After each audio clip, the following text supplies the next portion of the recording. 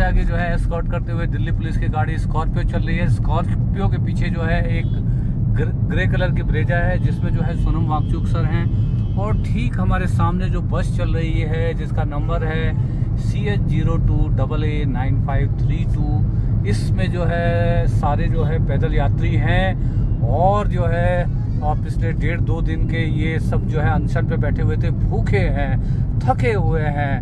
तो अब जो है धीरे धीरे जो है भलसवा डेयरी को क्रॉस करने के बाद जो है हम सभी जो है राजघाट के की तरफ को जा रहे हैं। इससे पहले जो है जो महिलाओं का एक जत्था ऑलरेडी जो राजघाट पर पहुंच चुका है और उन्होंने गांधी जी के समाधि के दर्शन भी कर लिए हैं। और अब हम इस टाइम यहाँ पर जो अभी हम जो ये जो मुकुंदपुर का जो एक मोड़ है वहाँ पर हैं। अभी भी हम राजघाट से जो है काफ़ी दूर है, देखते हैं कि कितनी देर में हम राजघाट पहुँचते हैं।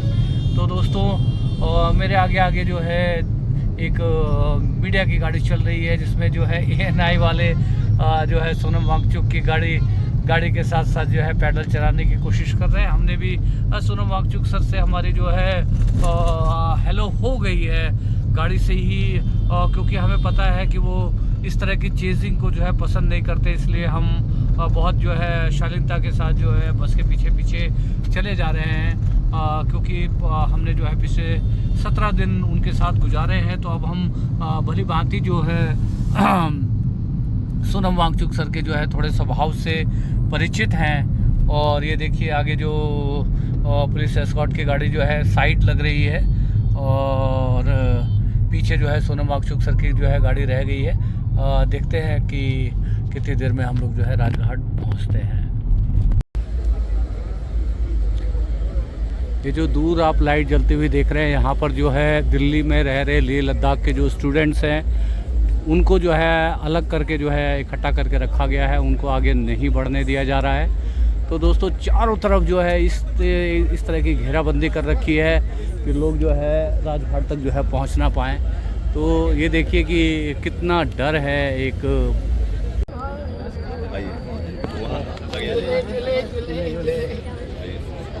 आ गया जी, हमने वेट करता था आपका।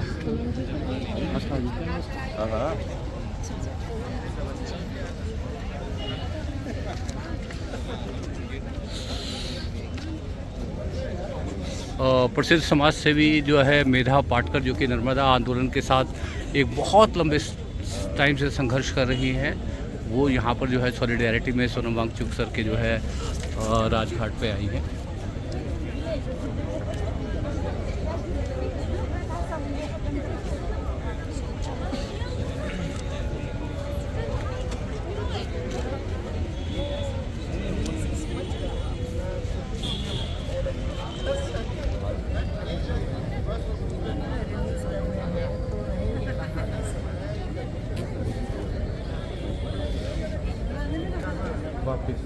वापस किधर?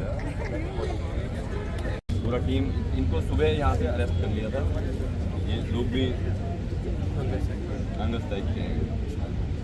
सुबह से कुछ भी नहीं खाया है यहाँ पे बहुत सारे लोग। इस मूवमेंट के लिए सबसे बड़ा अगर पीछे उनको पीछे रोका है तो आ गए क्या? आदर्श आ गए? गड़बड़ तो नहीं है? नहीं बुलाया। कहाँ बुलाया है? सामने? सामने बाजू? जो हमारी लोकेशन है यहाँ जाम खड़े हैं।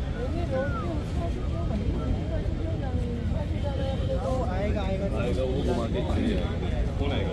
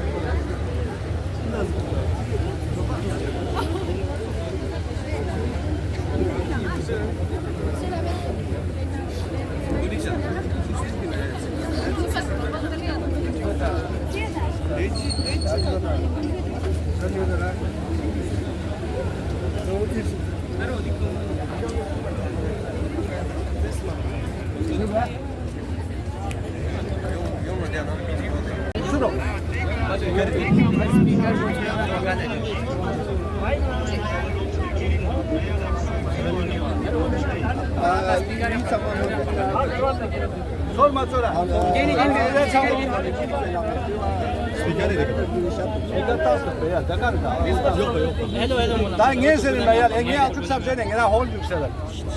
Kon loksta ketu bloklar. Yani sama tarihçi götüge. Tarihçi götüge. Loksta ketu blokene kon amare pe yang kalan ya. Manja ya. Dang san dirin nima dang nima sama tere mering ata pingen dunia. Ini ata teo sama tolaga chano. Ida daksash götüne lepte tini yang götna koran. Baya gen. Chalo.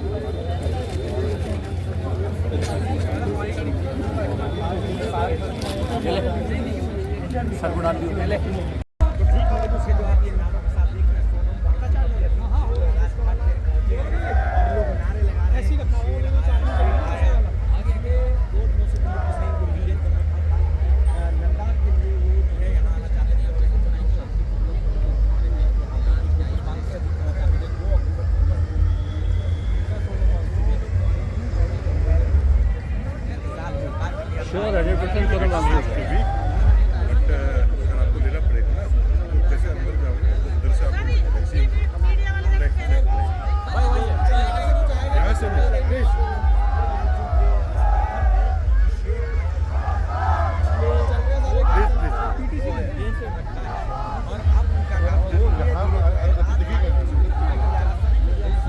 पाँच 5:30 बजे जो है बवाना से चलकर गाड़ी जो है लगभग जो है 3.5 घंटे के बाद जो है राजघाट पर जो है पहुंची है। और यहाँ पर जो उनके स्वागत में लेह और लद्दाख के लोग जो यहाँ पर इकट्ठे हुए हैं, उनके हौसलों में जो है किसी भी तरह की कोई कमी नहीं है।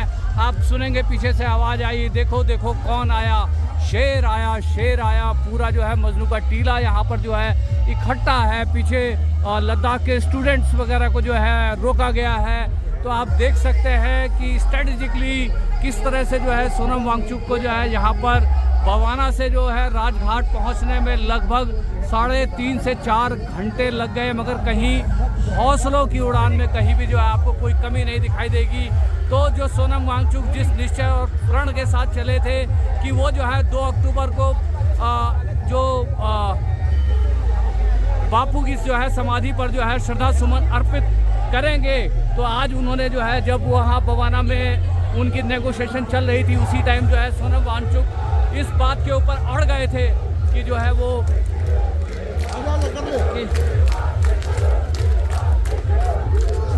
सभी जा रहे हैं सर।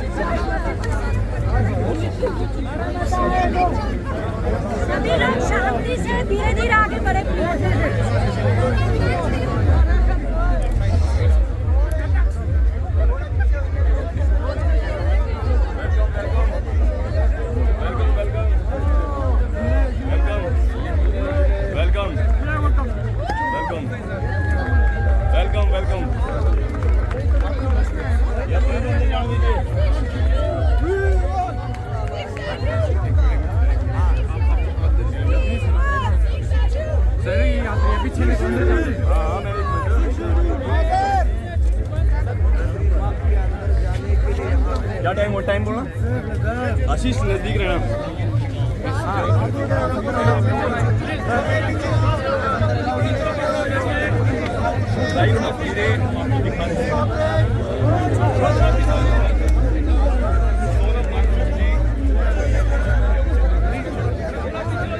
रजनीश भैया 10 बजे और 10 बजे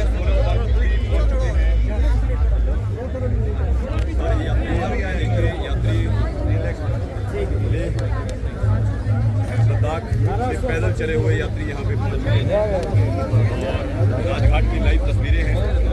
राजघाट की लाइव तस्वीरें अभी अंदर निकल चुके हैं, लेकिन अभी यात्रियों को जो है यही रोका गया है। हम तो जाना चाहिए, साथ जाना है ना, हम जाना है ना साथ। तो देखिए जाना चाह रहे हैं, 10 बजे का समय है, 10 बज गए हैं और 7 बजे तक जो महात्मा गांधी जी की यहाँ पे राजघाट पे जहाँ दर्शन करने का जो समय है वो 7 बजे तक का समय रहता है, लेकिन 10 बज गए हैं। आज कानून की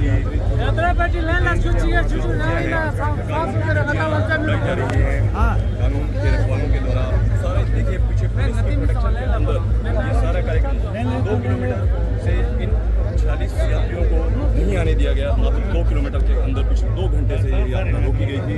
अभी भी आप पुलिस के इंतजामात कितने ज़बरदस्त हैं यहाँ पर कि कोई भी परिंदा भी पर नहीं मार सकता। और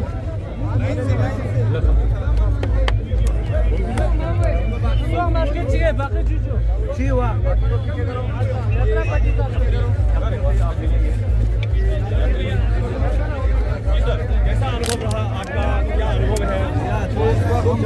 क्या झूले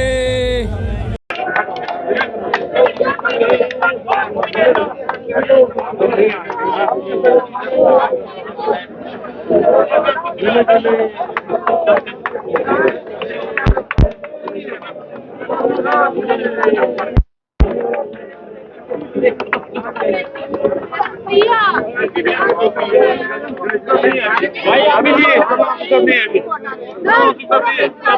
पीछे हो जाना।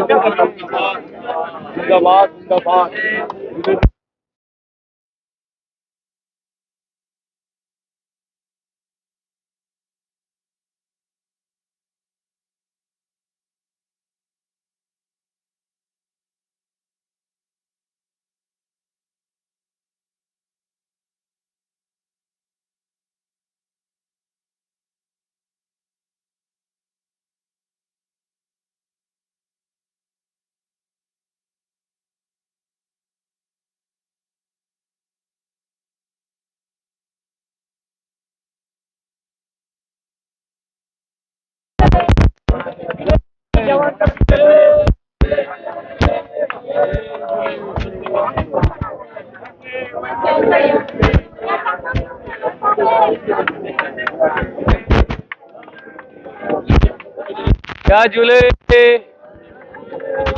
क्या झूले क्या झूले क्या झूले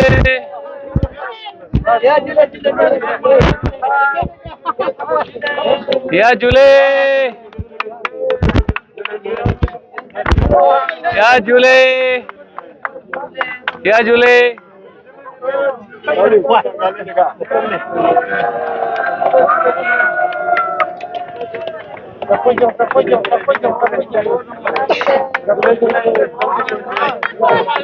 या झूले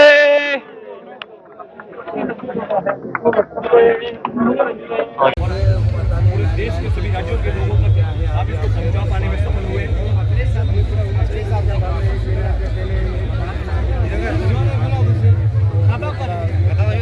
झूले झूले कैसा लगा? हिमाचल में आपका स्वागत हुआ, पंजाब में स्वागत हुआ, सभी राज्यों में स्वागत हुआ, दिल्ली में आते ही आप लोगों को गिरफ्तार कर लिया गया। दो दिन की यात्रा आपकी जेल में कैसी रही? हाँ जी, 2 दिन की यात्रा जो आप जेल में हैं। दिल्ली में बहुत बुरा हुआ। दिल्ली में इंसान जैसा नहीं लगा। हर जगह हमें अच्छी तरह स्वागत किया। जैसे राजधानी दिल्ली में घुसे ना, बहुत गंद लगा। इस तरह रखा जैसे कि हम क्रिमिनल आए हो। टी शर्ट पे इस तरह सेब लद्दाख से हिमालय यहाँ पे सारे पढ़े लिखे गूंगे लगे अब ये लगा सच्ची बात। इसी तरह व्यवहार किया जा रहा था। हमारा मोबाइल भी छीन ले गए, मोबाइल स्विच ऑफ थे 2 दिन से। हम जितना हो सकते थे अपने हिसाब से अपडेट देते रहे हैं।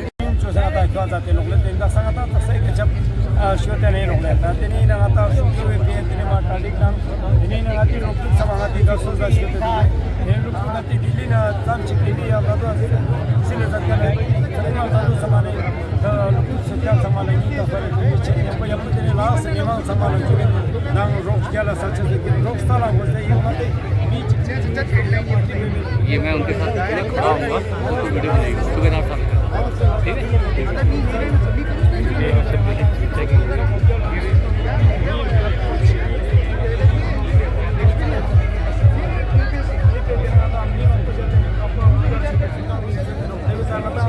ठीक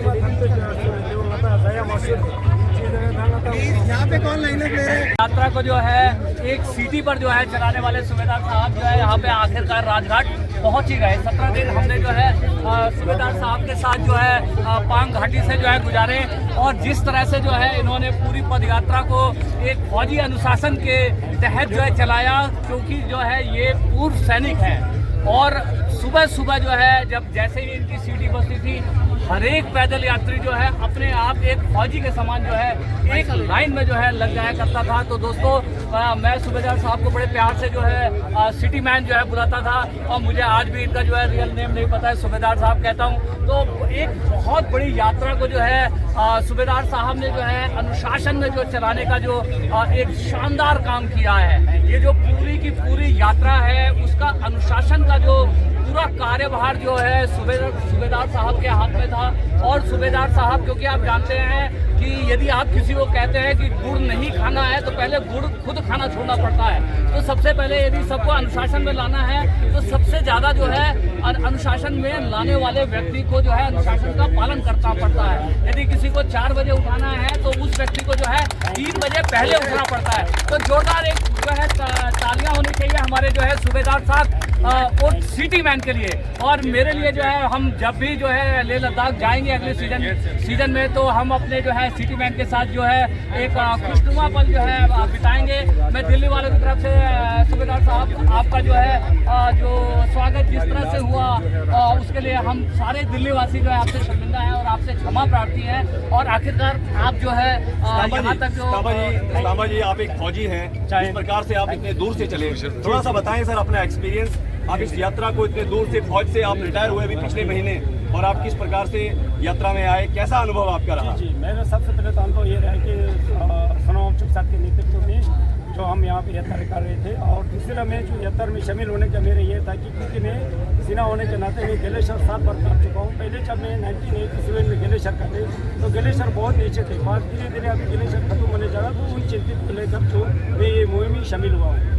सर एक और सवाल आपसे पूछेंगे, जिस प्रकार से डिसिप्लिन ये यात्रा देखी गई कि एक लाइन में लोग जो है वो लेह लद्दाख से जो चले थे वो दिल्ली तक एक ही लाइन में आए हैं। जी थोड़ा सा इस पर बताएं कि आपने जो लोगों को डिसिप्लिन अनुशासन जितनी अनुशासित तरीके से ये यात्रा आई है इस पर थोड़ा सा बता दें। अनुशासन और देशभक्त हमारे जो लोगों को बना हुआ है बिल्कुल हमारे दिल दिमाग में छाए हुए, तो लोगों को अनुशासन में लाना बहुत ज़रूरी है। हमारा ये था कि हमारा पद यात्रा किसी का परेशानी ना हो और खुद का परेशान चलते हुए अपना आज बापू जी के क्या है राजघाट में पहुँच गया। यहाँ तक पहुँचने के लिए हमें किसी ट्रैफिक को या किसी अपना वहाँ पे जैसे पुलिस अधिकारी है या पुलिस वाल है किसी को हम परेशान नहीं किया। इसीलिए हमने सिंगल लाइन का क्या एक लाइन पे एक कतार पे चलने का हमने मुहिम बनाया और इस तरीके से हमने निर्णय लिए थे।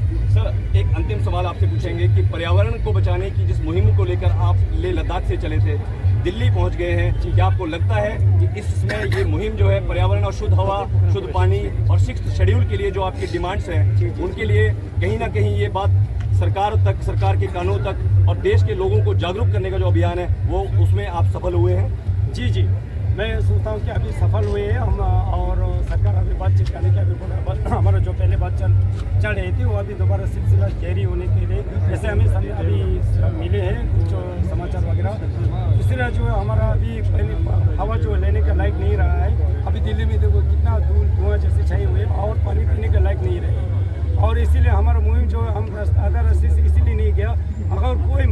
बनाया तो उस मंजिल या उस टारगेट तक पहुंचने के लिए आधा रास्ता से कभी नहीं लौटना चाहिए। आधा रास्ते में लौटेगा तो कुछ नहीं मिलेगा।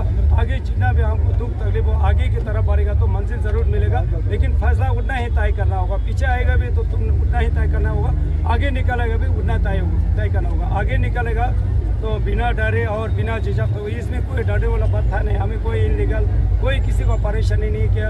हमने चंडीगढ़ छोड़ने के बाद कोई नाराबाजी नहीं की, ना ही हमारे पास कोई बैनर था। हमारे बिल्कुल शांति के साथ, क्योंकि किसी को भी हमारा ये सोच कि किसी को भी नुकसान नहीं पहुंचाना, अपने आप को दुख झेलते हुए अपना जो है मांगों को पूरा करना और सरकार तक जो सरकार ने वादा किए हैं उन बातों को याद दिलाने के लिए हम यहाँ पे आज पहुँचे। सर, आपको क्या लगता है आपकी पूरी मुहिम से जो हमारे देश के प्रधानमंत्री जी हैं, जिस प्रकार से आपने कहा था कि आप प्रधानमंत्री जी से मिलेंगे, सभी नेताओं से मिलेंगे, तो आपको क्या लगता है कि प्रधानमंत्री जी आपकी बात को सुनेंगे?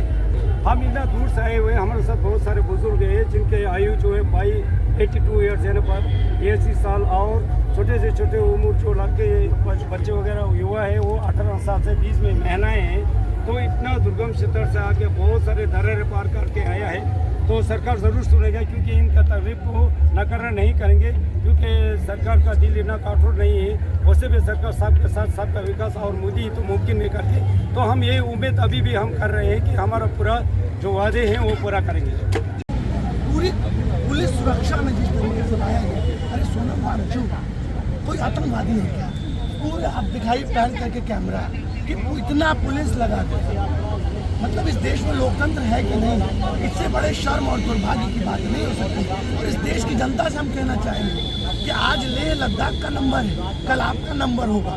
लेह लद्दाख को अडानी और अंबानी के हाथों में बेचने की बहुत बड़ी साजिश है, इसीलिए हम चाह रहे हैं कि उसको 6 शेड्यूल में शामिल किया जाए। वहाँ के जो इंडिजिनस स्पीसीज हैं उनको जो है हम संरक्षण चाहते हैं, लेकिन जिस तरीके से ये विध्वंसकारी सरकार पूरे देश में अघोषित आपातकाल लगा दिया है।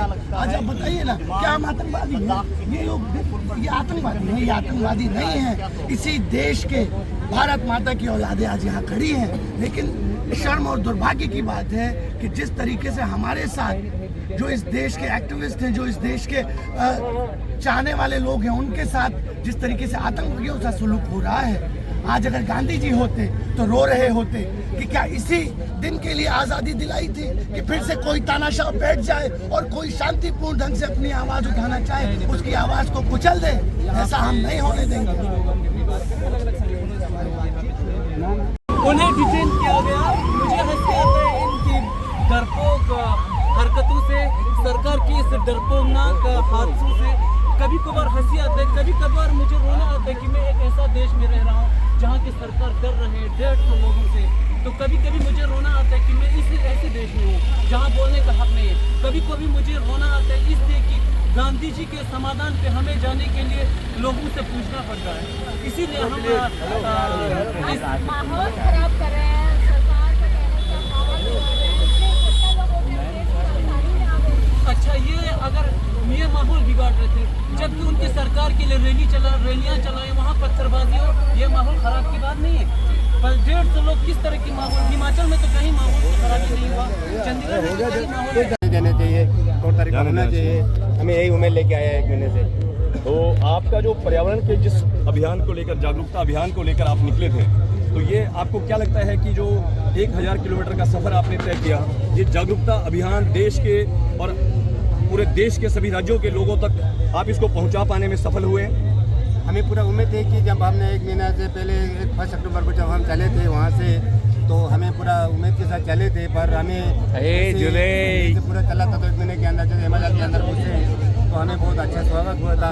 तो हमें आपको कैसा लगा? हिमाचल में आपका स्वागत हुआ, पंजाब में स्वागत हुआ, सभी राज्यों में स्वागत हुआ, लेकिन दिल्ली में आते ही आप लोगों को गिरफ्तार कर लिया गया। तो इसमें हमें बहुत दुख हुआ कि हम अपने राज्य में आ रहे थे, अपने देश की राजधानी के अंदर आपको गिरफ्तार किया गया। हमें उम्मीद था कि हम यहाँ पे ऐसा नहीं लगा।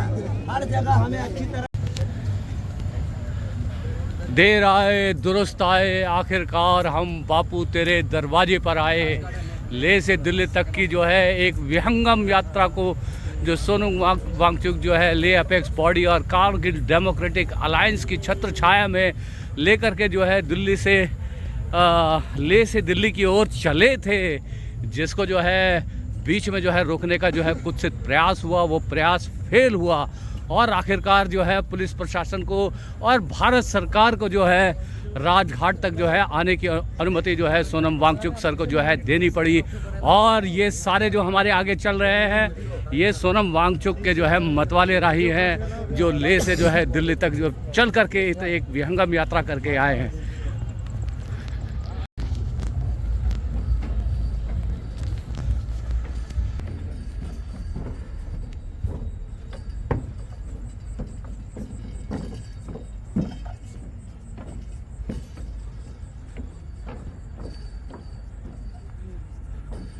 आखिरकार आ ही गए हम राजघाट बापू के जो है समाधि पर, उनको गांधी जयंती के अवसर पर अपनी श्रद्धांजलि जो है प्रस्तुत करने के लिए।